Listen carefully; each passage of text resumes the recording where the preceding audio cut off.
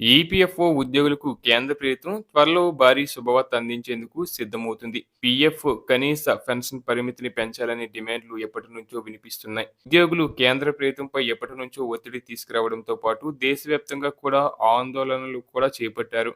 అలాగే దేశవ్యాప్తంగా ఉద్యోగ సంఘాలు నిరసన కూడా చేపట్టాయి. అయితే ఇప్పుడు ఎట్టకేలకు కేంద్రం ఈపీఎఫ్ఓ కనీస పెన్షన్ పరిమితి పెంచేందుకు సన్నాహాలు చేస్తున్నట్లు వార్తలు వస్తున్నాయి. పార్లమెంటరీ కమిటీ కూడా పెంచాల్సిన అవసరం ఉందని అభిప్రాయపడింది. ఈ క్రమంలో త్వరలోనే పెంపుపై ప్రకటన ఉండవచ్చని తెలుస్తుంది. ఇక ప్రస్తుతం కనీస పెన్షన్ పరిమితి రూ. 1000గా ఉండగా దానిని 7,500 పెంచి ఆలోచనలో కేంద్రం ఉన్నట్లు సమాచారం. తాజాగా కేంద్ర కార్మిక, ఉపాధి శాఖ మంత్రి మన్సుఖ్ మండవియా దీనిపై కీలక ప్రకటన చేశారు. పెన్షన్ పెంపు అంశం కేంద్ర పరిశీలనలో ఉందని, దీనిపై తీవ్ర చర్చలు జరుగుతున్నట్లు తెలిపారు. ఆయన వాక్యాలతో కనీస పెన్షన్ పరిమితి పెంపుపై ఉద్యోగులు ఆశలు పెట్టుకున్నారు. ప్రస్తుతం రూ. 1000 ఉండగా 7,500 పెరిగితే ఒకేసారి 7.5 రెట్లు పెరిగినట్లు అవుతుంది.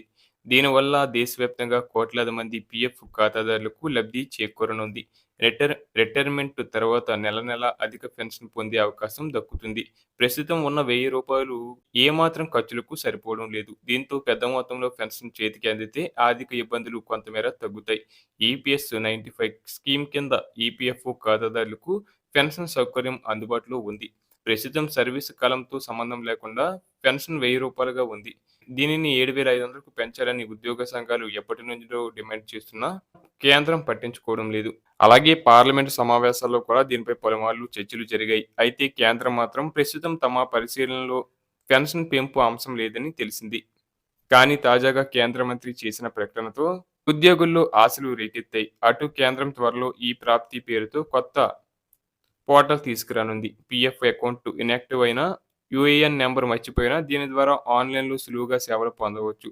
అలాగే ఇన్యాక్టివ్ అయిన అకౌంట్‌లోని నగదును విత్‌డ్రా చేసుకునేందుకు ఈ వెబ్‌సైట్ ఉపయోగపడుతుంది.